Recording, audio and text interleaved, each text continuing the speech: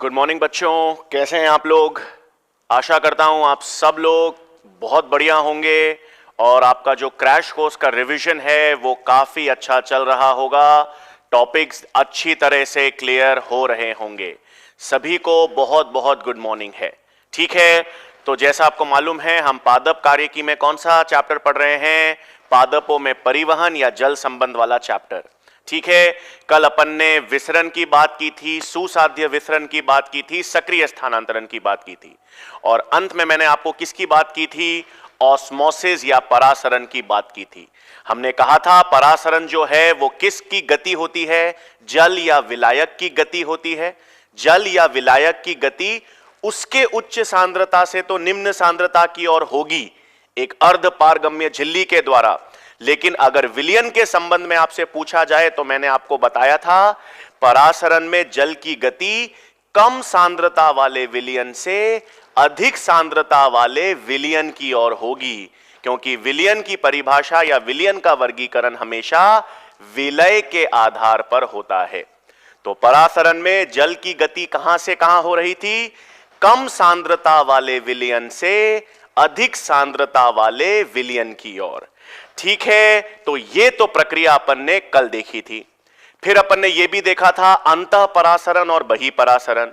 अपन ने देखा था कि यदि पादप कोशिका को अगर अपन अल्प परासरी विलयन में डालेंगे, अल्प परासरी विलयन में जल की मात्रा अधिक होने के कारण अंतः परासरण के द्वारा जल पादप कोशिका के भीतर प्रवेश करेगा और पादप कोशिका फूलकर स्फीत हो जाएगी। अंतः परासरण देखा था और अंत में अपन ने देखा था यदि हम पादप कोशिका को, ठीक है, लास्ट में अपन ने किसकी बात की थी, बहि परासरण की। अपन ने यह देखा था कि यदि पादप कोशिका को अपने अति परासरी विलयन में डाल दिया, अति परासरी विलयन में डाल देने पर जल कोशिका से बाहर निकल जाएगा, बहि परासरण होगा और पादप कोशिका सिकुड़ जाती है। और अति परासरी विलयन में रखने पर जब पादप कोशिका सिकुड़ जाती है तो उसे ही अपन ने क्या कहा था, प्लाज्मोलाइसिस या जीव द्रव्य कुंचन कहा था अपन ने। तो हमको पता है जीव द्रव्य कुंचन का मतलब ही क्या होता है, जब पादप कोशिका क्या हो जाती है, सिकुड़ जाती है, या जिसे हम कहते हैं संकुचित हो जाती है। कब, कहां पे रखने पर, अति परासरी विलयन में रखने पर। तो जब हम अति परासरी विलयन में रखेंगे तो पादप कोशिका जब सिकुड़ या संकुचित हो जाती है तो उसे हम क्या कहते हैं, जीव द्रव्य कुंचन या प्लाज्मोलाइसिस। मतलब कौन सी प्रक्रिया देखी जाती है, बहि परासरण। ठीक है, एक चीज याद रखना, जंतु कोशिका में भी सेम ऐसा होगा। यदि आप जंतु कोशिका को भी एक अति परासरी विलयन में डालोगे तो जंतु कोशिका से भी जल निकलेगा, जंतु कोशिका से भी बहि परासरण होगा। लेकिन जंतु कोशिका में जब बहि परासरण होता है और जब जंतु कोशिका सिकुड़ जाती है तो उसे प्लाज्मोलाइसिस नहीं कहते, उसे क्या कहते हैं, क्रीनेशन। ठीक है, एक यहां पर ध्यान रखना, मैं बता रहा हूं इंपॉर्टेंट पॉइंट। जंतु कोशिका में, ठीक है, जंतु कोशिका में आपको क्या कहेंगे उस प्रक्रिया को, क्रीनेशन। याद रखना, जंतु कोशिका के लिए हम जीव द्रव्य कुंचन या प्लाज्मोलाइसिस शब्द यूज नहीं करते। जैसे आरबीसी है या जंतु कोशिका है, तो जंतु कोशिका को यदि आप अति परासरी विलयन में रखोगे तो उसमें भी बहि परासरण होगा, जंतु कोशिका भी सिकुड़ेगी, लेकिन उसे क्या कहेंगे, क्रीनेशन। तो पादप कोशिका के लिए कौन सा शब्द, जीव द्रव्य कुंचन या प्लाज्मोलाइसिस, और जंतु कोशिका के लिए कौन सा शब्द का इस्तेमाल होगा, क्रीनेशन। याद रखना। ठीक, अब देखो ये तो क्लियर अपन ने देख लिया था। अब प्लाज्मोलाइसिस में आपको 2 या 3 इंपॉर्टेंट चीजें पता होनी चाहिए। क्या क्या पता होनी चाहिए, इधर ध्यान देंगे बच्चों। ये जो प्लाज्मोलाइसिस मैं आपको बता रहा हूं, एक सेकेंड, प्लाज्मोलाइसिस या जीव द्रव्य कुंचन, इससे संबंधित आपको 3 चीजें पता होनी चाहिए। ठीक है, तीनों बहुत इंपॉर्टेंट है, क्वेश्चन भी ध्यान रखेंगे। ठीक है, अब एक सेकेंड, क्या क्या चीजें आपको ध्यान में रखनी है। सबसे पहले, जब पादप कोशिका में जीव द्रव्य कुंचन होगा, तो जीव द्रव्य कुंचन का मतलब यह है जो जीव द्रव्य है वो क्या हो जाएगा, सिकुड़ जाएगा। ये मेरे पास क्या है, जीव द्रव्य, और ये मेरे पास क्या है, कोशिका भित्ति। सही बात। तो जीव द्रव्य कुंचन में जो पादप का जीव द्रव्य है वो क्या होगा, सिकुड़ जाएगा। अब जब जीव द्रव्य कुंचन होगा तो देखो क्या हुआ, भित्ति और जीव द्रव्य के मध्य अवकाश उत्पन्न हुआ। क्या हुआ, आपके पास गैप, भित्ति और जीव द्रव्य के मध्य क्या उत्पन्न हुआ, एक गैप। उस गैप में आपको क्या मिलेगा, याद रखना, अति परासरी विलयन। ठीक है, बहुत इंपॉर्टेंट क्वेश्चन है जो नीट में पूछा जाता है। ठीक है, पॉइंट्स में बता रहा हूं, सर चीज ध्यान रखेंगे। क्या बता रहा हूं, जब जीव द्रव्य कुंचन होगा पादप कोशिका में, तो जीव द्रव्य जब सिकुड़ेगा या संकुचित होगा तो भित्ति और जीव द्रव्य के मध्य एक गैप उत्पन्न होगा, और उस गैप या अवकाश में आपको क्या मिलेगा, अति परासरी विलयन। ध्यान रहेगा, यह बात इंपॉर्टेंट है, सीधे सवाल बनता है, पहली चीज। दूसरी चीज, आपको प्लाज्मोलाइसिस या जीव द्रव्य कुंचन में एक तो अवस्थाएं पता होनी चाहिए और दूसरा प्रकार भी पता होना चाहिए। ठीक है, सिंपल सी चीज बता रहा हूं, शॉर्ट में, चार्ट फॉर्म में, ताकि क्लियर हो जाए। ठीक है, तो पहली तो मैंने आपको बताई, भित्ति और जीव द्रव्य के मध्य क्या मिलेगा, अति परासरी विलयन मिल जाएगा। दूसरा, अवस्थाएं कैसी हैं। देखो, जीव द्रव्य कुंचन की जब शुरुआत होगी यानी प्रारंभिक अवस्था, और धीरे धीरे क्या होगी, बाद की अवस्था। तो अवस्थाएं जो हैं उसको आपको दो याद रखनी है। दो प्रकार की अवस्थाएं होती हैं, एक इंसिपिएंट और एक एविडेंट, यानी जो प्रारंभिक अवस्था है। क्या ध्यान में रखना है, प्रारंभिक अवस्था और बाद की अवस्था। प्लाज्मोलाइसिस या बेटा इंग्लिश मीडियम की क्लास आज नहीं है, ठीक है ना, आज हिंदी मीडियम की क्लास है, ध्यान देंगे। तो हम जीव द्रव्य कुंचन की अवस्थाओं की बात कर रहे हैं। जीव द्रव्य कुंचन की प्रारंभिक अवस्था मतलब जब जीव द्रव्य कुंचन प्रारंभ हुआ है, यानी जो जीव द्रव्य है वो कोशिका भित्ति से कोनों पर अलग होने लगा है। क्या डायग्राम से समझा रहा हूं, इधर ध्यान देंगे। ये तो मेरे पास कोशिका भित्ति है, ठीक है। अब जब जीव द्रव्य कुंचन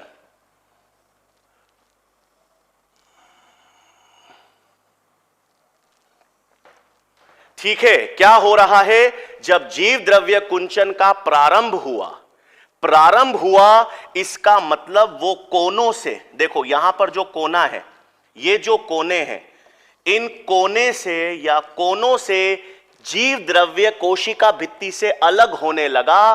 उस प्रारंभिक अवस्था को क्या कहेंगे, इंसिपिएंट प्लाज्मोलाइसिस। ठीक है, पहली प्रारंभिक अवस्था जो है उसे क्या कहेंगे, इंसिपिएंट, मतलब जब कोनों से जीव द्रव्य भित्ति से अलग होने लग रहा है। ठीक, फिर जैसे जैसे जीव द्रव्य जो है या कोशिका द्रव्य पूर्ण रूप से भित्ति से हट जाएगा, जब जीव द्रव्य पूर्ण रूप से भित्ति से अलग हो जाएगा तो उस अवस्था को क्या कहेंगे, एविडेंट। ठीक है, तो प्रारंभिक अवस्था जब वो भित्ति से अलग होना प्रारंभ हो रहा है, और कहां से अलग हो रहा है, कोनों से, तो उसे क्या कहेंगे, इंसिपिएंट। और जब पूर्ण रूप से वो भित्ति से अलग हो जाएगा तो उसे क्या कहेंगे, एविडेंट। ठीक है, क्लियर है, प्रारंभिक अवस्था इंसिपिएंट, पश्चात वाली अवस्था एविडेंट। ठीक, फिर अपने पास दो प्रकार की और प्लाज्मोलाइसिस आता है। प्रकार होता है कॉनकेव प्लाज्मोलाइसिस और एक होता है कॉन्वेक्स प्लाज्मोलाइसिस। ठीक है, शुरुआत ध्यान रखना। कॉनकेव का मतलब है आंशिक संकुचन या सिकुड़न हुआ है। अगर कोशिका द्रव्य आंशिक रूप से सिकुड़ रही है तो उसे क्या कहेंगे? कॉनकेव। और यदि पूर्ण रूप से सिकुड़ जाती है, यदि कोशिका पूर्ण रूप से सिकुड़ जाती है तो उसे क्या कहेंगे? कॉन्वेक्स। ठीक है, दो प्रकार के आपके पास प्लाज्मोलाइसिस हैं, नाम याद रखना है, कॉनकेव और कॉन्वेक्स। जब आंशिक रूप से सिकुड़ जाएगी कोशिका, आंशिक रूप से, तो उसे क्या कहेंगे? कॉनकेव। और जब कोशिका पूर्ण रूप से सिकुड़ जाएगी तो उसे क्या कहेंगे? कॉन्वेक्स। इसका मतलब क्या है? ये जो प्रक्रिया है ये तो उत्क्रमणीय है। उत्क्रमणीय है मतलब इसे क्या कहेंगे? रिवर्सिबल। लेकिन अगर कोशिका पूर्ण रूप से सिकुड़ गई, यदि कोशिका पूर्ण रूप से सिकुड़ गई तो वो अब अपने वापस सामान्य आकार में नहीं आ सकती।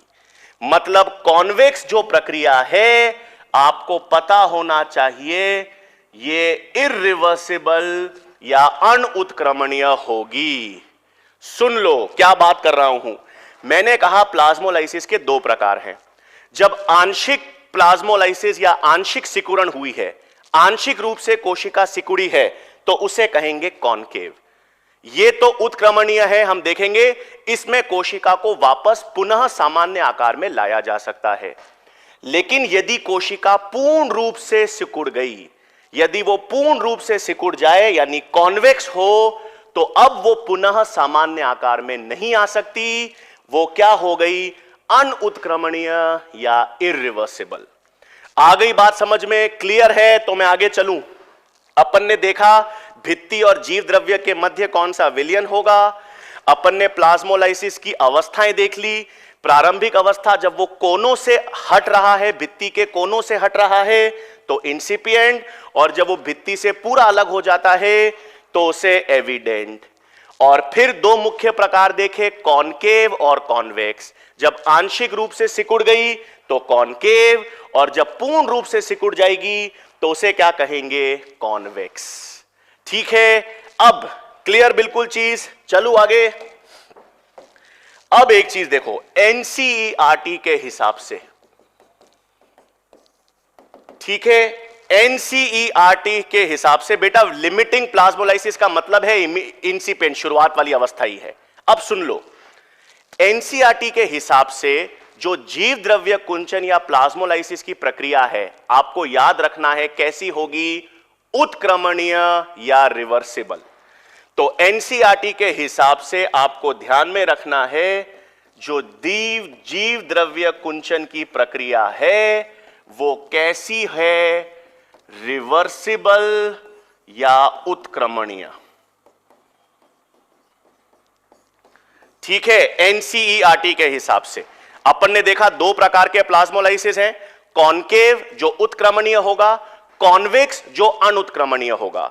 लेकिन एनसीईआरटी के हिसाब से जीव द्रव्य कुंचन की प्रक्रिया क्या है? उत्क्रमणीय। उत्क्रमणीय का मतलब है इसको पुनः सामान्य अवस्था में लाया जा सकता है। कैसे? इधर ध्यान दोगे, यदि, अब आपको ध्यान में रखना है, यदि मैं एक जीव द्रव्य कुंचित कोशिका लेता हूं, यदि एक जीव द्रव्य कुंचित कोशिका को आप किस में रख देते हैं? अल्प परासारी विलयन में। ठीक है, ध्यान देंगे, यदि क्या करेंगे, यदि हम जीव द्रव्य कुंचित कोशिका को अल्प परासारी विलयन में रखेंगे तो क्या होगा?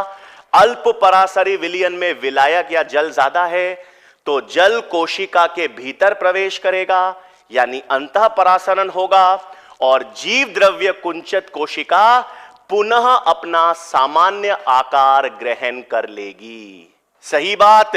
तो जीव द्रव्य कुंचित कोशिका को अल्प परासरी विलयन में रखने पर वह पुनः सामान्य आकार को ग्रहण कर लेगी।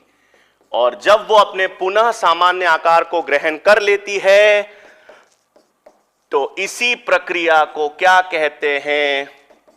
विकुंचन या क्या कहेंगे, डी प्लाज्मोलाइसिस। बिल्कुल सही। तो आपको याद रखना है एनसीईआरटी के हिसाब से जीव द्रव्य कुंचन की प्रक्रिया उत्क्रमणीय है। यदि जीव द्रव्य कुंचित कोशिका को मैं अल्प परासरी विलयन में डालता हूं तो अंतः परासरण के कारण कोशिका में जल प्रवेश करेगा और कोशिका अपने पुनः आकार को ग्रहण कर लेगी और उस प्रक्रिया को क्या कहेंगे, विकुंचन या डी प्लाज्मोलाइसिस। बिल्कुल एग्जाम्पल तो किसका है ये, विकुंचन या डी प्लाज्मोलाइसिस। जीव द्रव्य कुंचित कोशिका को किसमें रखने पर देखा जाएगा, अल्प परासरी विलयन में रखने पर देखा जाएगा। ठीक है, तो अल्प परासरी विलयन में रखने पर अंतः परासरण होगा और पुनः सामान्य आकार ग्रहण हो जाएगा। ठीक, अब देखो क्या चीज याद रखनी है नेक्स्ट, और 2-3 इंपॉर्टेंट चीजें। ठीक है, आओ मान लो मेरे पास, अब मैंने क्या किया, ठीक है, ये मेरे पास एक नॉर्मल सेल लिया, मैंने एक सामान्य कोशिका ली। ये सामान्य कोशिका का क्या है, कोशिका द्रव्य, और यहां पर मैंने और क्या बना दिया, ये मेरे पास क्या है, रिक्तिका। ठीक है, अब मैंने, आप बोलेंगे देखो 2 चीजें, मैंने कोशिका द्रव्य और रिक्तिका क्यों बनाई है, क्योंकि एक पादप कोशिका में सर्वाधिक जल आपको कहां पे मिलेगा, कोशिका द्रव्य में मिलेगा और रिक्तिका में मिलेगा। सही बात, एक पादप कोशिका है तो एक पादप कोशिका में आप सर्वाधिक जल की मात्रा कहां ढूंढोगे, कहां ढूंढोगे, कोशिका द्रव्य में और रिक्तिका में। सही बात है। अब एक चीज, अब यदि इस कोशिका को, सुनो, यदि इस सामान्य कोशिका को मैंने किस में रखा, यदि मैंने इसको अति परासरी विलयन में रखा, ठीक है, मैंने इस कोशिका को किस में रखा है, अति परासरी विलयन में। ठीक है, तो क्या होगा, बिल्कुल बेटा मैं तरगर प्रेशर, परासरण दाब सबकी परिभाषाएं बताऊंगा, सुनो तो सही आराम से धीरे धीरे। मैंने एक नॉर्मल सामान्य कोशिका है, सामान्य कोशिका जिसमें कोशिका द्रव्य और रिक्तिका बना रखी है, यदि उसको मैंने अति परासरण विलयन में रखा, ठीक है, तो अति परासरी विलयन में रखने पर मुझे पता है क्या होगा, सही बात, मुझे पता है क्या होगा, बहिपरासरण। किसमें रखा है, अति परासरी विलयन। अति परासरी विलयन का मतलब है जिसमें विलायक या जल की मात्रा कम है, और जल की मात्रा किससे कम है, सामान्य कोशिका से। सही बात, बिल्कुल सही, बहिपरासरण होगा, यानी जल कोशिका के बाहर आएगा। बहिपरासरण का मतलब है जो जल है वो कहां से बाहर निकलेगा, कोशिका से बाहर निकलेगा। अब एक सवाल, सवाल यह है, जल तो कोशिका द्रव्य में भी है, सही बात, और जल मैंने आपको बताया रिक्तिका में भी है। तो कोई मुझे बताएगा कि सबसे पहले जल किससे बाहर निकलेगा, कोशिका द्रव्य वाला जल पहले निकलेगा या रिक्तिका का जल पहले निकलेगा। यह भी इंपॉर्टेंट पॉइंट आता है। बिल्कुल सही, एक सामान्य कोशिका को मैंने अति परासरी विलयन में रखा, अति परासरी विलयन में रखने पर उसमें बहिपरासरण होगा, यानी जल कोशिका से बाहर निकलेगा, बिल्कुल कोशिका सिकुड़ेगी। पर मेरा प्रश्न यह है कि जल पहले कोशिका द्रव्य से निकलेगा या रिक्तिका से, तो याद रखना, बिल्कुल सही, पहले कोशिका द्रव्य से निकलेगा, पहले कोशिका द्रव्य से जल निकलेगा और उसके पश्चात रिक्तिका से निकलेगा। ठीक है, बहुत इंपॉर्टेंट चीज है, सुन लो, जब बहिपरासरण होगा तो कोशिका से जल निकलेगा, लेकिन पहले कोशिका द्रव्य से जल निकलेगा, उसके पश्चात रिक्तिका से निकलेगा। ठीक है, सही जवाब। इसका मतलब क्या है? इसका मतलब किसका परासरण दाब या ओपी अधिक है? आपको पता होना चाहिए रिक्तिका का ओपी अधिक होगा। ठीक है, रिक्तिका या वैक्यूल्स का ओपी ज्यादा। ओपी ज्यादा का मतलब है पानी को पकड़ने की क्षमता ज्यादा। सुन लेना, एक और चीज बता रहा हूं ओपी के बारे में, हमेशा याद रखना। अगर किसी भी कोशिका का ओपी ज्यादा है तो वो ज्यादा जल को खींचेगा या जल को ज्यादा मजबूती से पकड़ के रखेगा। तो कोशिका द्रव्य का ओपी, कोशिका द्रव्य का जो ओपी है वो कम है तो उससे जल फटाफट निकल जाता है। लेकिन रिक्तिका का ओपी ज्यादा है, और ज्यादा ओपी का मतलब है जल को पकड़ने की क्षमता ज्यादा है या पकड़कर रखने की क्षमता ज्यादा है। तो रिक्तिका का ओपी ज्यादा है, इसलिए उसमें जल कोशिका द्रव्य के बाद निकलेगा। आ गई बात समझ में? रिक्तिका में जल कोशिका द्रव्य के बाद क्यों निकलेगा? क्योंकि रिक्तिका का ओपी अधिक है। क्या अधिक है? ओपी। और ओपी अधिक होने का मतलब है कि उसमें जल को खींच के रखने की या जल को पकड़ के रखने की क्षमता ज्यादा है। सिंपल से ध्यान रखना, ओपी अधिक मतलब, ओपी का अधिक मान मतलब, मैं फिर बोल रहा हूं तीसरी चौथी बार, समझ लेना। ओपी का मान अधिक है, इसका मतलब जल को पकड़ के रखने की क्षमता अधिक है। ठीक है, पक्का ये बात भी क्लियर हो गई। पहले बहिपरासरण में जल कोशिका द्रव्य से निकलेगा और उसके पश्चात रिक्तिका से। चलो बढ़िया, आ जाओ। अब सुनो भाई, अब क्या बात हो रही है, दो तीन चीजें। अब एक कॉन्सेप्ट समझ लो, जीव द्रव्य कुंचन का उपयोग हम कहां करते हैं, ये आपको पता ही है। खाद्य सामग्री को संचित करने के लिए हम नमक वमक डाल के उसको संचित रखते हैं। तो खाद्य या भोजन सामग्री को संचित रखने में जीव द्रव्य कुंचन का यूज करते हैं। खरपतवार को नष्ट करने में जीव द्रव्य कुंचन का इस्तेमाल किया जाता है। एक कोशिका जीवित है या मृत, यह पता करने के लिए जीव द्रव्य कुंचन का प्रयोग किया जाता है, क्योंकि मृत कोशिका तो कभी भी जीव द्रव्य कुंचन नहीं दर्शाएगी। और परासरण दाब को मापने के लिए भी जीव द्रव्य कुंचन का उपयोग किया जाएगा। भोजन सामग्री को संचित रखने के लिए, खरपतवार को नष्ट करने के लिए, सजीव या मृत कोशिकाओं के मध्य अंतर पता करने के लिए और परासरण दाब पता करने के लिए जीव द्रव्य कुंचन का उपयोग किया जाएगा। ठीक, चलो आ जाओ भाई, आज अब इंपॉर्टेंट टॉपिक पढ़ते हैं एक और, वाटर पोटेंशियल, या जिसे हम कहते हैं जल विभव। बहुत ध्यान से समझाना बच्चों, मजा आ जाएगा आपको और कोई दिक्कत नहीं आएगी जल विभव में। ठीक है, चलो सुन लो। अब देखो भाई, जल विभव को हम कैसे डिनोट करते हैं, साई डब्ल्यू। और स्लेटर और टेलर दो वैज्ञानिक थे जिन्होंने किसका सिद्धांत दिया, जल विभव का। चलो ठीक है, अब क्या मतलब है जल के विभव का?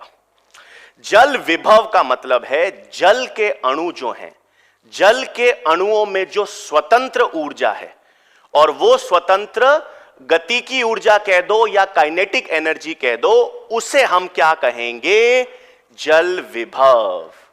ठीक है, तो इधर ध्यान देंगे, आपको पहले पता होना चाहिए जल विभव का मतलब क्या है। तो जल के अणुओं में जो स्वतंत्र ऊर्जा है, और सामान्यतः वो कौन सी है, सामान्यतः स्वतंत्र गति की ऊर्जा जो है। तो जल के अणुओं में जो स्वतंत्र गति की ऊर्जा है, हां अगर जल कोई हाइट पे पड़ा हो तो उसमें पोटेंशियल एनर्जी भी हो सकती है, बट सामान्य रूप से अगर जल सतह पर है तो उसमें स्वतंत्र क्या होगी, गति की ऊर्जा। और जल के अणुओं की जो स्वतंत्र ऊर्जा है उसे क्या कहेंगे, जल विभव। सही बात। इसका मतलब जल सामान्यतः अधिक ऊर्जा से कम ऊर्जा की ओर गति करेगा या कम से अधिक। तो बहुत बेसिक चीज है, जल के अणु हमेशा अपनी उच्च सांद्रता या अधिक ऊर्जा से कम ऊर्जा की ओर ही गति करेंगे। सही बात है। इसका मतलब जो जल की गति है, यह भी बहुत आसान है। जो जल की गति है वो हमेशा अधिक जल विभव से कम जल विभव की ओर होगी। ठीक है, सबसे सिंपल आसान है। जो जल के अणु में स्वतंत्र ऊर्जा है, जल के अणुओं में जो स्वतंत्र ऊर्जा है वो जल विभव है, और जल की गति उस उच्च ऊर्जा से निम्न ऊर्जा की ओर हमेशा होगी, यानी अधिक जल विभव से कम जल विभव की ओर होगी। ठीक है, हमेशा, बहुत सिंपल चीज है। अब दूसरी चीज, आप मुझे बताओ, मेरे पास एक विलायक या जल है, ठीक है, मेरे पास एक विलायक या शुद्ध विलायक है और एक तरफ पर विलयन है, मतलब एक तरफ पे मैंने सॉल्वेंट या विलायक लिया जल और दूसरे पर मैंने सॉल्यूशन या विलयन लिया। तो मुझे बताओ विलायक और विलयन दोनों में से अधिक जल विभव किसका होगा, बताओ तो। यदि मेरे पास एक विलायक या सॉल्वेंट है और मेरे पास एक विलयन या सॉल्यूशन है, तो बताओ तो किसका जल विभव ज्यादा होगा, विलायक का ज्यादा होगा या विलयन या सॉल्यूशन का, बताओ तो। विलायक का अधिक होगा या विलयन का? बिल्कुल सही विकी जी, विलायक का, है ना। क्यों भाई, विलायक के जल अणु स्वतंत्र थे। अब विलायक से विलयन कैसे बनता है? विलायक में जब मैं विलय डालूंगा, है ना, विलायक में जब मैं विलय डालूंगा तो विलय जो है वो विलायक की ऊर्जा को कम करते रहेंगे। बिल्कुल सही। तो विलायक और विलयन में से अधिक जल विभव किसका होगा? विलायक का। सबने सही बताया। इसका मतलब शुद्ध विलायक जो है, मतलब प्योर सॉल्वेंट या शुद्ध विलायक में तो कोई विलय है ही नहीं, तो शुद्ध विलायक का जल विभव सर्वाधिक हो जाएगा, है ना। शुद्ध विलायक का जल विभव सर्वाधिक होगा, तो वैज्ञानिकों ने सर्वाधिक मान ही शून्य सेट कर दिया।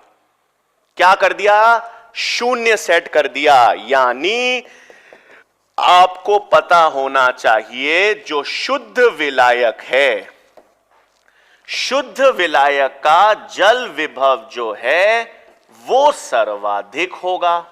सही बात। और यदि उसका जल विभव सर्वाधिक है तो उसका मान जो है वो वैज्ञानिकों ने क्या निश्चित कर दिया? शून्य, है ना। ठीक है। अरे टिंकू जी आप बिल्कुल सही आंसर दे रहे हो यार, आपको मैं मैसेजेस देख रहा हूं, बिल्कुल देख रहा हूं टिंकू जी, बहुत बढ़िया। तो शुद्ध विलायक का जल विभव क्या है? सर्वाधिक, और उसका मान क्या निश्चित कर दिया मैंने? शून्य।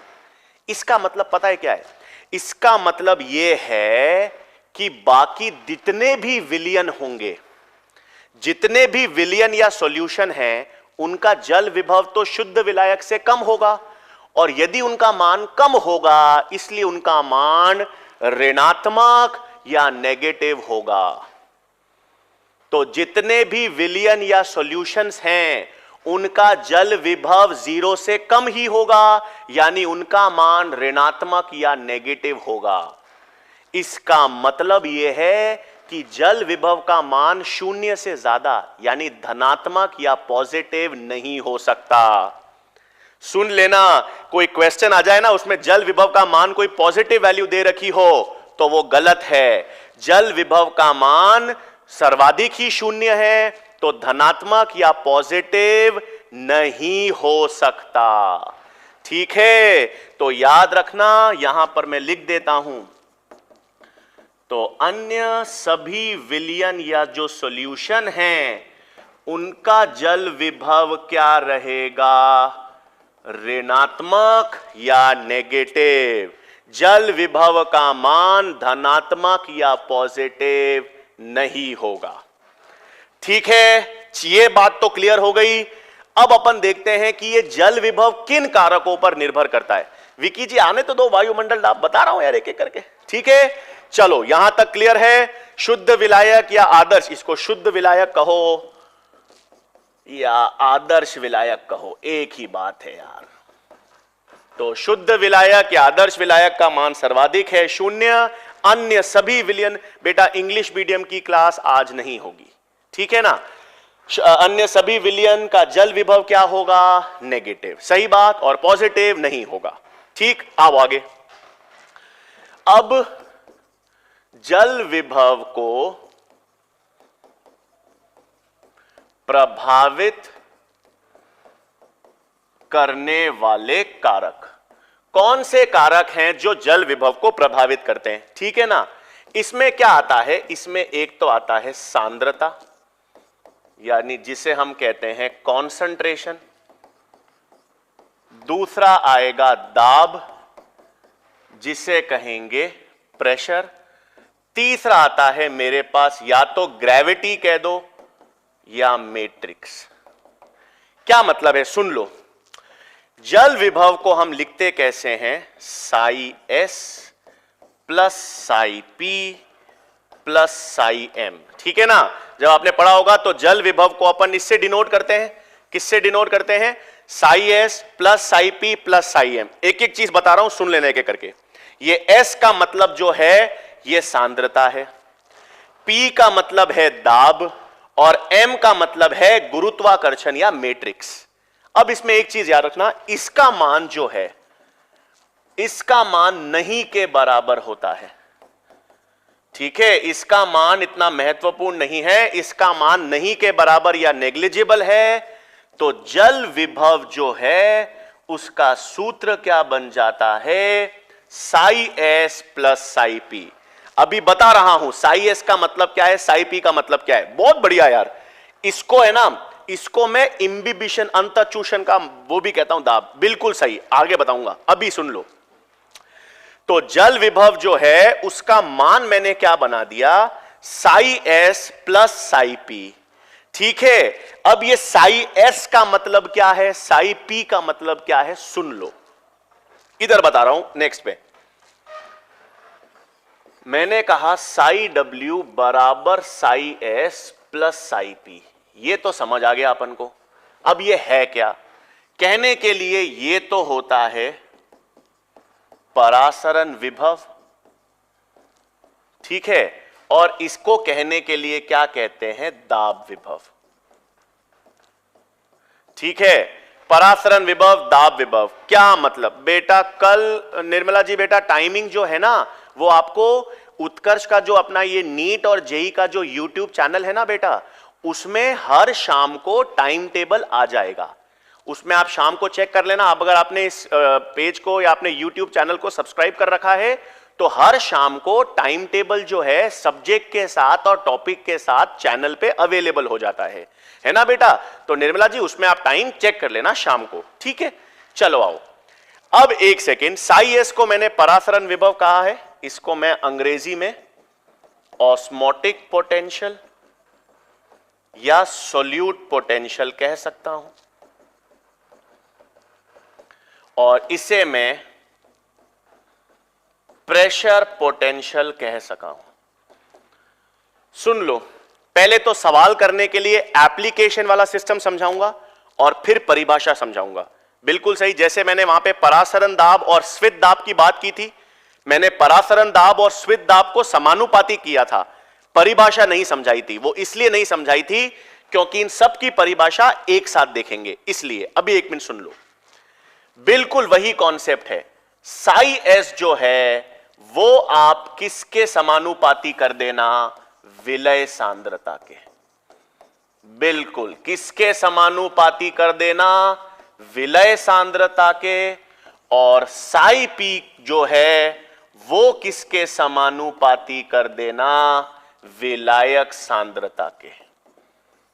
ठीक है, सिंपल चीज बता रहा हूं, अनुप्रयोग या एप्लीकेशन। बेटा पीडीएफ नहीं, पीडीएफ बेटा जो भी क्लास है ना, हर क्लास के 24 घंटों के बाद टेलीग्राम लिंक पर उपलब्ध होती है।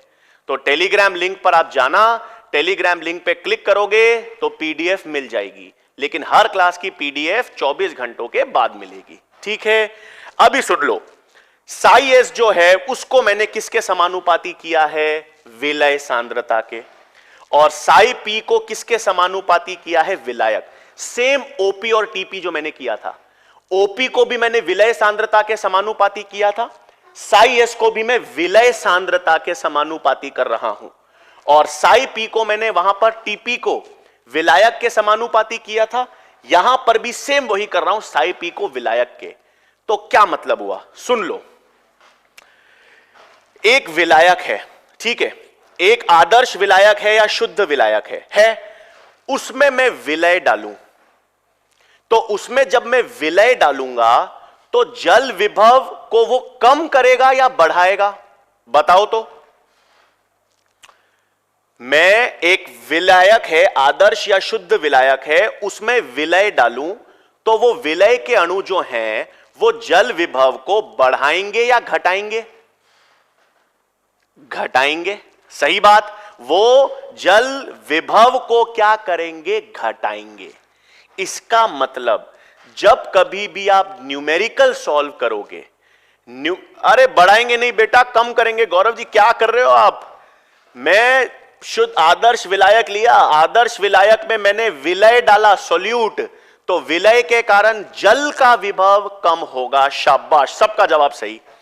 इसका मतलब जब आप न्यूमेरिकल सॉल्व करोगे तो साई एस का मान ऋणात्मक लेना, ठीक है। न्यूमेरिकल सॉल्व करते वक्त आप साई एस का मान क्या रखोगे, माइनस, माइनस रखोगे, तभी जल विभव कम होगा और उसकी वैल्यू माइनस में आएगी, ठीक है। साई एस का मान यदि आपने माइनस नहीं रखा तो जल विभव पॉजिटिव हो जाएगा, सारा कॉन्सेप्ट धरा का धरा रह जाएगा। आ गई बात समझ में। तो न्यूमेरिकल करते वक्त साई एस के मान को क्या रखोगे, माइनस, उसी के कारण जल विभव का मान भी क्या आएगा, माइनस। नहीं तो विलियन का जल विभव माइनस कैसे लोगे, हर विलियन का जल विभव माइनस, किस कारण, साई एस के कारण माइनस होगा, क्योंकि वो जल विभव के मान को कम कर रहा है, घटा रहा है, ठीक है। अब एक सवाल करते हैं, फिर मैं वापस साई पी पे आता हूं, ठीक है। एक सवाल देखो इधर,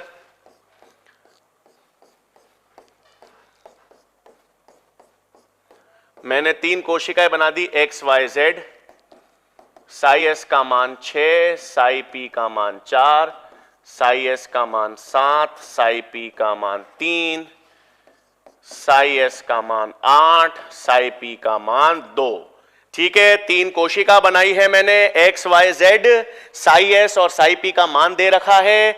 मेरे को आपको बताना है जल की गति कहां से कहां होगी, बताओ तो। जल की गति कहां से कहां की तरफ होगी,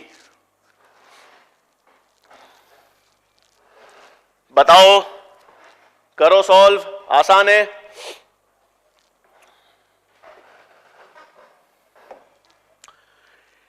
ठीक है, अब क्वेश्चन में भले ही वैल्यू पॉजिटिव दे रखी हो, अच्छा एक और चीज लकी जी ने पूछा है, यदि पहले से साई एस की वैल्यू नेगेटिव दे रखी हो तो नेगेटिव ही ले लेना, नेगेटिव को नेगेटिव करोगे तो प्लस हो जाएगा, प्लस में वैल्यू जल विभव की नहीं आएगी। क्वेश्चन में अगर साई एस माइनस नहीं दे रखा तो माइनस कर देना, और अगर सवाल में पहले से ही माइनस दे रखा है तो उसको माइनस ही लेना, ठीक है। साई एस को प्लस में नहीं लेना। तो इसमें जल विभव क्या हो जाएगा, -2, क्या हो जाएगा जल विभव इसका, -2, क्योंकि सवाल करते वक्त साई एस की वैल्यू माइनस लेनी है। इसका जल विभव -4 और इसका जल विभव -6, ठीक है। जल विभव तो निकाल लिया। अब जल की गति कहां से कहां होती है, अधिक जल विभव से कम जल विभव की तरफ। तो अधिक से कम, अधिक से कम, अधिक से कम। तो जल विभव में जल की गति हमेशा अधिक जल विभव से कम जल विभव की ओर होगी। आ गई बात समझ में, पक्का क्लियर है। एक्स से जेड, जेड से वाई, एक्स से वाई, अधिक जल विभव से कम जल विभव की ओर होगी, ठीक है। पक्का क्लियर है ये कॉन्सेप्ट। चलूं आगे, एक चीज और, ठीक है, बिल्कुल चीज क्लियर ये वाला। अब इधर एक चीज बता रहा हूं, देखो। तो मैंने आपको बताया जल विभव जो है वो साई एस और साई पी। ठीक है, ये मान तो मैंने आपको बता दिया था। मैंने आपको यह भी बता दिया कि साई एस को सवाल करते वक्त माइनस ही लेना है, माइनस ही लोगे तभी जल विभव माइनस में आएगा। अब एक आंकड़ा आपको ध्यान में रखना है कि जब वायुमंडल दाब होता है, वायुमंडल दाब पर मतलब एटमॉस्फेरिक प्रेशर पर, एटमॉस्फेरिक प्रेशर या वायुमंडल दाब पर साई पी का मान शून्य हो जाता है। ठीक है, वायुमंडल दाब पर साई पी का मान क्या हो जाएगा बेटा? अगर माइनस प्रश्न में दे रखा है तो माइनस ही रखना उसको। माइनस को आप वापस माइनस करके प्लस थोड़ी करोगे बेटा, साई एस का मान माइनस होगा। तो अगर नहीं दे रखा तो उसको माइनस ले लेना, और अगर माइनस दे रखा है तो माइनस ही यूज करना। ठीक है, चलो। अब वायुमंडल दाब पर अगर साई पी शून्य है तो जल विभव का मान क्या हो जाएगा? वायुमंडल दाब पर साई डब्ल्यू बराबर साई एस। ठीक है, ये एक नोट है। वायुमंडल दाब यानी एटमॉस्फेरिक प्रेशर पर साई पी का मान शून्य होता है। शून्य होता है तो जल विभव क्या होगा? साई डब्ल्यू बराबर साई एस। इसका मतलब, अब प्रश्न, यदि आप एक कोशिका पर या यदि आप एक तंत्र पर वायुमंडल दाब से अधिक दाब लगाओगे, सुन लेना, यदि आप एक कोशिका पर या कोई तंत्र पर वायुमंडल दाब से अधिक का दाब लगाओगे तो जल विभव बढ़ेगा, सामान्य रहेगा, समान रहेगा या घटेगा? सुन लो, यदि मैं वायुमंडल दाब से अधिक का दाब लगाऊं किसी कोशिका या तंत्र पर तो जल विभव का मान बढ़ेगा, समान रहेगा या घटेगा? बताओ तो क्या करेंगे, क्या लगाओगे? पहली वाली स्लाइड बेटा, ये रही पहली वाली स्लाइड। तो ठीक है, मैंने आपसे पूछा है, अरे वाह खुशबू जी बहुत बढ़िया, बढ़ेगा बढ़ेगा बढ़ेगा। कोमल जी भारती शाबाश, बढ़ेगा। भाई वायुमंडल दाब पर साई पी का मान बढ़ेगा, बढ़ेगा यार। इधर आओ, कैसे? इधर देखेंगे।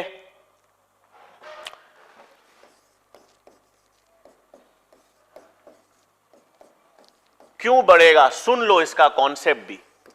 मैंने आपसे कहा कि वायुमंडल दाब पर, है ना, मैं आपसे कह रहा हूं वायुमंडल दाब पर साई डब्ल्यू बराबर साई एस है, क्योंकि साई पी का मान तो है ही नहीं।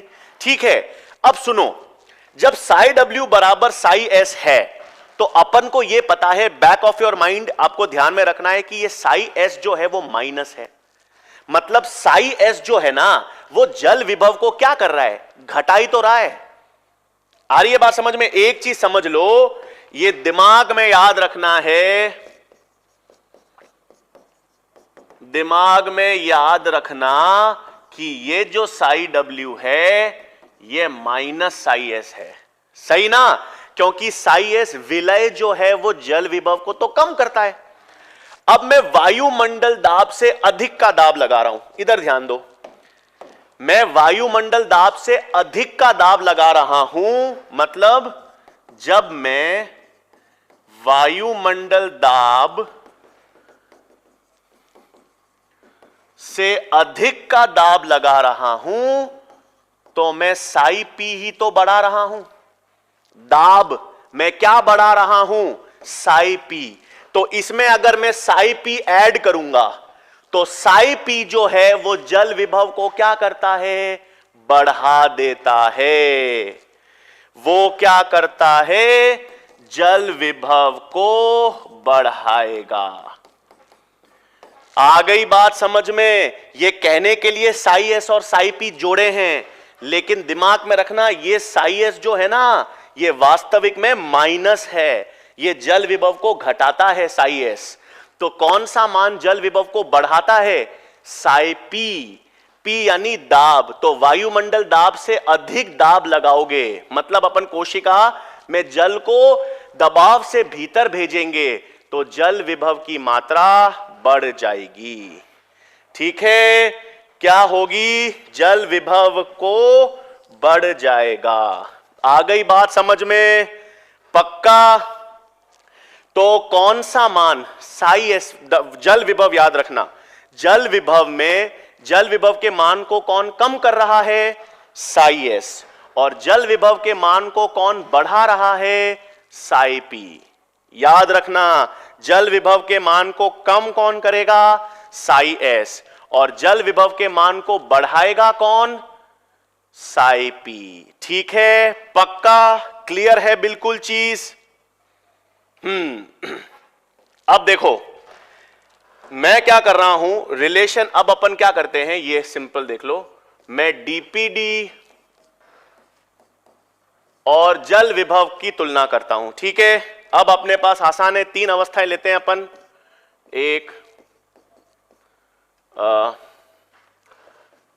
फर्स्ट केस मैं लेता हूं पूर्ण रूप से स्फीत कोशिका।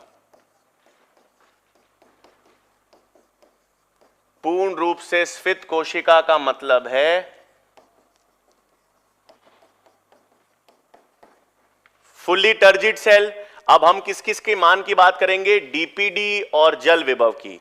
ये बेटा आज इंग्लिश मीडियम की क्लास नहीं है, मैं बता चुका हूं वर्मा जी, ठीक है ना। अगली इंग्लिश की क्लास कब होगी? वो शाम को इसी यूट्यूब चैनल पर, उत्कर्ष का जो नीट जेई का चैनल है, शाम को आपको अपडेट मिल जाएगा कल क्लास का टाइम। ठीक है बेटा, मैट्रिक्स विभव जो है ना बेटा, वो मैं अंतःचूषण इम्बिबिशन में बताऊंगा। जिस सतह से जल का स्थानांतरण होता है सतह पे, वो सतह या एक भौतिक प्रक्रिया है जल मैट्रिक्स विभव, इम्बिबिशन या अंतःचूषण में समझ लेंगे उसको। पूर्ण स्फीत कोशिका जो है मतलब एक पूर्ण रूप से टर्जिड सेल है, जिसमें है तो पूर्ण रूप से टर्जिड सेल में अपन को पता है उसका डीपीडी का मान क्या होगा? 0, और उसका जल विभव भी क्या होगा? 0। ठीक है, यह मान आपको ध्यान में रखना है। इसका मतलब है इसमें ओपी और टीपी का मान क्या होगा? बराबर। ठीक है, फिर आता है सामान्य फ्लैसिड सेल। फ्लैसिड सेल को आप कहते हो शिथिल कोशिका, मतलब एक ऐसी कोशिका जिसमें जितना जल अंदर आ रहा है उतना ही जल वापस बाहर निकल रहा है। तो इसका मतलब फ्लैसिड सेल में डीपीडी की वैल्यू हो जाएगी ओपी। इसका मतलब ये किस पर होता है? वायुमंडल दाब पर। तो इसमें भी साई डब्ल्यू की मान किसके बराबर हो जाएगा? साई एस, क्योंकि यहां पर टीपी का मान क्या हो जाएगा? 0। और तीसरा चीज आपको ध्यान में रखना है, एक जीव द्रव्य कुंचित कोशिका। यह सोच के बताओ कि अगर एक प्लाज्मोलाइज्ड टेप चार्ट है, क्या है? एक प्लाज्मोलाइज्ड कोशिका या क्या है? जीव द्रव्य कुंचित कोशिका जो सिकुड़ चुकी है, उसमें जो है टीपी क्या होगा? माइनस। टीपी क्या होगा? माइनस। तो डीपीडी की वैल्यू हो जाएगी ओपी माइनस माइनस टीपी, यानी डीपीडी की वैल्यू ओपी प्लस टीपी। और यहां पर साई डब्ल्यू बराबर minus psi S minus psi P. क्या बनाया? देखो ये वैल्यूज है जो आपको ध्यान में रखनी है। इसका मतलब आपसे पूछ लिया जाए कौन सी ऐसी कोशिका है जिसमें स्फीत दाब 0 होगा? स्फीत दाब 0 किसमें होगा? Flaccid cell. आपसे पूछ लिया जाए कौन सी ऐसी कोशिका है जिसमें स्फीत दाब ऋणात्मक या माइनस हो जाएगा? वो जीव द्रव्य कुंचित कोशिका। इसका मतलब बिल्कुल सही, एक डीपीडी का मान सर्वाधिक, डीपीडी का मान सर्वाधिक किसमें होगा? एक जीव द्रव्य कुंचित कोशिका में। ठीक है ना, डीपीडी का मान सर्वाधिक किसमें होगा? जीव द्रव्य कुंचित कोशिका में। और जल विभव का सर्वाधिक मान, ठीक है, जल विभव का सर्वाधिक मान किसमें होगा? पूर्ण स्वित कोशिका में। ठीक है, इसका मतलब देखो एक और सवाल इसमें आता है। एक और सवाल ये पूछते हैं कि सामान्यतः ओपी का मान डीपीडी से ज्यादा होता है ना। सामान्यतः ओपी का मान डीपीडी से ज्यादा होता है। क्यों? क्योंकि अपन पढ़ते हैं ना डीपीडी बराबर ओपी माइनस टीपी। तो ओपी के मान में से टीपी का मान घटाते हैं तब डीपीडी आता है। इसका मतलब औसतन या सामान्यतः ओपी का मान डीपीडी से अधिक होगा। लेकिन एक ही मात्र एक ऐसी अवस्था है जहां पर डीपीडी का मान ओपी से ज्यादा हो जाएगा। एक ही ऐसी अवस्था है जब डीपीडी का मान ओपी से अधिक हो जाएगा। कहां? इधर देखो, जीव द्रव्य कुंचित कोशिका, उसमें डीपीडी का मान ओपी प्लस टीपी है। क्या है? ओपी प्लस टीपी, मतलब ओपी और टीपी को जुड़कर क्या मान आ रहा है? डीपीडी। तो एक ही ऐसी अवस्था है जहां पर डीपीडी का मान ओपी से ज्यादा होगा। वो कौन सी अवस्था?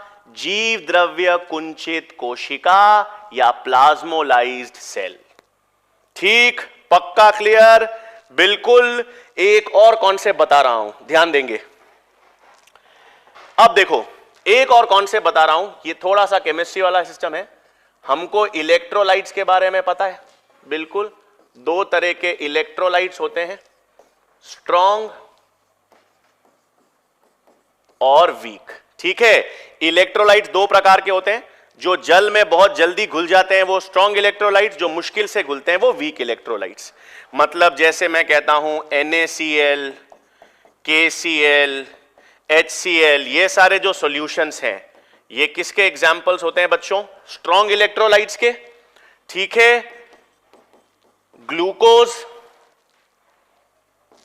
ग्लूकोज या सुक्रोज, ये जो सॉल्यूशंस हैं ये क्या होते हैं बच्चों? Weak electrolytes. ठीक है ना। तो अपने पास जो इलेक्ट्रोलाइट्स हैं वो दो प्रकार के होंगे, स्ट्रॉन्ग और वीक। अब मैं यहां पे केमिस्ट्री क्यों बता रहा हूं? इसलिए क्योंकि एक कॉन्सेप्ट है। कॉन्सेप्ट ये है कि जो स्ट्रॉन्ग इलेक्ट्रोलाइट्स हैं, स्ट्रॉन्ग इलेक्ट्रोलाइट्स का परासरण दाब किससे ज्यादा होगा? वीक इलेक्ट्रोलाइट से। सुन लो, जो स्ट्रॉन्ग इलेक्ट्रोलाइट्स हैं उनका परासरण दाब किससे ज्यादा होगा? वीक इलेक्ट्रोलाइट से। यानी यदि 1 मोलर NaCl है, सुन लो इतनी केमिस्ट्री बता रहा हूं, 1 मोलर NaCl और 1 मोलर ग्लूकोज सॉल्यूशन है ना। 1 मोलर NaCl है, 1 मोलर ग्लूकोज सॉल्यूशन है, तो दोनों में से किसका परासरण दाब ज्यादा होगा? 1 मोलर NaCl का, है ना। जो स्ट्रॉन्ग इलेक्ट्रोलाइट्स है उनका ओपी या परासरण दाब ग्लूकोज या वीक इलेक्ट्रोलाइट्स के ओपी या परासरण दाब से अधिक होगा। ठीक है, ये बहुत इंपॉर्टेंट पॉइंट बता रहा हूं और इस पे अब एक क्वेश्चन भी करा रहा हूं। ठीक है, स्ट्रॉन्ग इलेक्ट्रोलाइट्स का परासरण दाब किससे ज्यादा है? वीक इलेक्ट्रोलाइट्स के। बिल्कुल सही। क्वेश्चन सुन लो। क्वेश्चन दिया मैंने कहा एक पोटैटो स्लाइस ले ली मैंने। ठीक है, मैंने एक आलू का पीस ले लिया, एक पोटैटो स्लाइस ले ली, और मैंने एक पोटैटो स्लाइस को 1 मोलर सुक्रोज सॉल्यूशन में रखा। ठीक है, तो क्वेश्चन सुन लो भाई, एक पोटैटो स्लाइस को मैंने 1 मोलर सुक्रोज सॉल्यूशन में रखा, रखने पर कोई चेंज नहीं हुआ। ठीक है, तो एक पोटैटो स्लाइस को 1 मोलर सुक्रोज सॉल्यूशन में रखने पर उसमें कोई चेंज नहीं आया। अब यदि मैं उसी पोटैटो स्लाइस को 1 मोलर NaCl सॉल्यूशन में रखूं,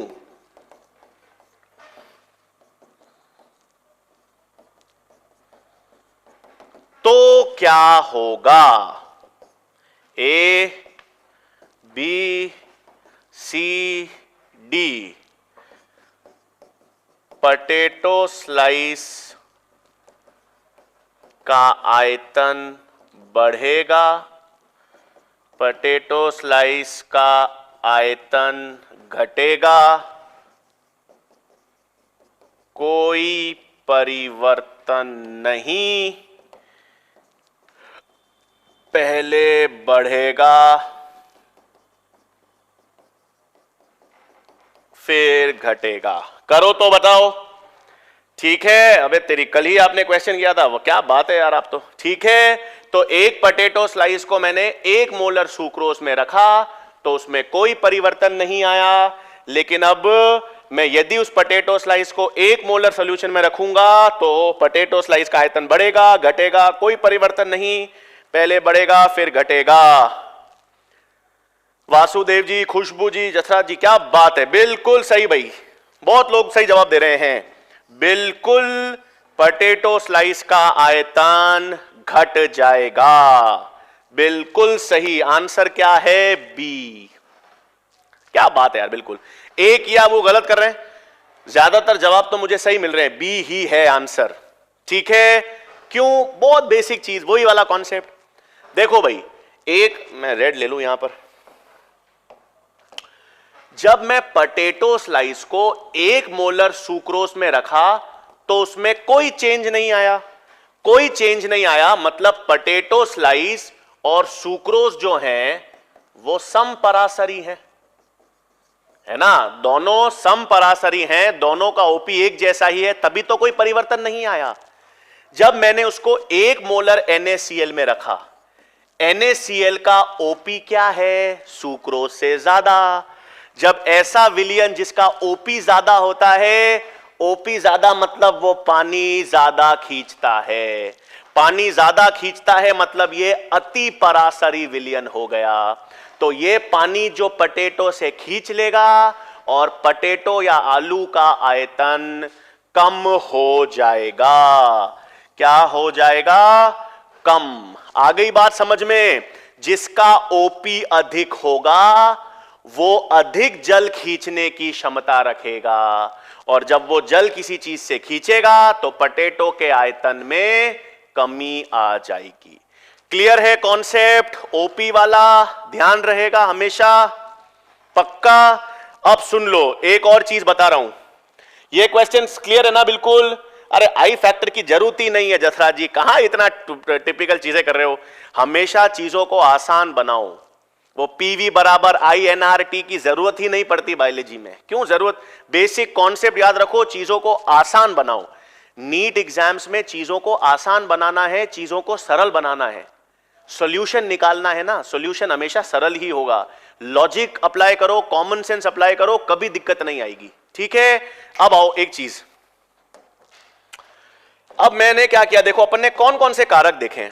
अपन ने जल की गति को समझने के लिए, जल की गति को समझने के लिए डीपीडी, जल विभव, ओपी, टीपी। ठीक है, अब मैं क्या बता रहा हूं, हमें यह मालूम है डीपीडी में जल की गति कहां से कहां होती है? कम से अधिक डीपीडी की ओर। जल विभव में अधिक से कम की ओर। ओपी में डीपीडी जैसा ही, कम से अधिक की ओर। और टीपी में क्या होती है? अधिक से कम की ओर। ठीक है ना? अब ये जो अपने पास जल की गति है, इसमें मैंने डीपीडी कारक लिया, जल विभव, ओपी, टीपी, ये सब ठीक है, किताब में भी पढ़ते हो। बट क्वेश्चन में क्या ध्यान में रखना है, यदि क्वेश्चन में आ जाए, यदि आपसे क्वेश्चन में पूछें कि जल की गति को निर्धारित करने में सबसे प्रमुख कारक कौन सा है? कारक तो डीपीडी भी है, जल विभव भी है, ओपी भी है, टीपी भी है, डिफ्यूजन प्रेशर भी है, साई एस, साई पी सब है। लेकिन नीट में क्वेश्चन कैसे सॉल्व करोगे? जल की गति के लिए सबसे मुख्य या निर्धारित कारक क्या होगा? जो मैंने पहले लिखा है, डीपीडी। ठीक है, तो जल की गति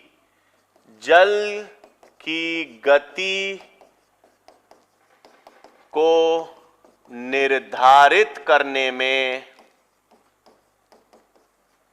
सबसे मुख्य कारक क्या आंसर करोगे? डीपीडी। आंसर क्या करोगे? डीपीडी। क्वेश्चन ही सॉल्व करने हैं, ध्यान रखना। सारे कारक लिखे होते हैं, डीपीडी भी है सर, साई भी, सब है, बट आंसर में अगर 4 ऑप्शन हो, डीपीडी भी हो, जल विभव भी हो, ओपी भी हो, टीपी भी हो, तो आंसर क्या करोगे? डीपीडी। हां, अब एनसीईआरटी में डीपीडी का कॉन्सेप्ट है नहीं, और अब क्वेश्चन आ जाता है कि जल की गति को निर्धारित करने के लिए कौन सा महत्वपूर्ण कारक है? यदि डीपीडी ऑप्शन में ना हो, यदि डीपीडी ऑप्शन में ना हो, तो फिर दूसरा आंसर फिर क्या ढूंढेंगे? साई डब्ल्यू। इसलिए मैंने यह क्रम लिखा है। यदि क्वेश्चन नीट में सवाल आ जाता है, नई जो किताबें हैं एनसीईआरटी की, उसमें डीपीडी नहीं है, डीपीडी का कॉन्सेप्ट नहीं है, और सवाल आ जाता है जल की गति को निर्धारित करने में सबसे महत्वपूर्ण कारक क्या है, उसमें तो आंसर क्या करोगे? साई डब्ल्यू। ये दूसरा सबसे प्रमुख कारक। आ रही है बात समझ में? क्वेश्चन पे ध्यान देना। अगर डीपीडी ऑप्शन में हो तो प्राथमिकता डीपीडी को ही देनी है, लेकिन यदि क्वेश्चन में डीपीडी ना हो, डीपीडी ना दे रखा हो, तो जल की गति को निर्धारित करने में कौन सा कारक याद रखना है? साई डब्ल्यू या जल विभव। याद रहेगा, यदि पहले प्राथमिकता तो डीपीडी को ही देनी है, डीपीडी ना दे रखा हो तो आंसर क्या करेंगे? जल विभव। ठीक है, क्यों? बाकी तो ठीक है, ओपी और टीपी अपन को पता है। ओपी के बारे में याद रख लेना एक शब्द, अभी मैं नेक्स्ट क्लास में, देखो नेक्स्ट क्लास में अपन ये परिभाषाएं देखेंगे कि परासरण दाब ओपी क्या होता है और साई एस परासरण विभव, दोनों में अंतर क्या है। ठीक है ना बेटा? तो वो दोनों में अंतर अपन देखेंगे कि एक धनात्मक दाब है, एक ऋणात्मक है, वो सब अपन देखेंगे। लेकिन अभी के लिए ओपी का मतलब अगर आपसे पूछा जाए तो जल को खींचे रहने की क्षमता, जल को पकड़ के रखने की या खींचकर रखने की क्षमता क्या है? ओपी। ये ध्यान रखना, तो कोई सवाल में गलती नहीं होगी एप्लीकेशन बेस्ड।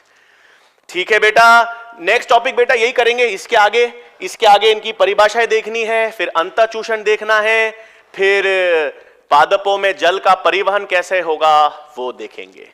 ठीक है बच्चों? तो आशा करता हूं आज की क्लास में मजा आया होगा, समझ आई होगी। बाकी का टॉपिक नेक्स्ट क्लास में करेंगे। ठीक है बच्चों, धन्यवाद।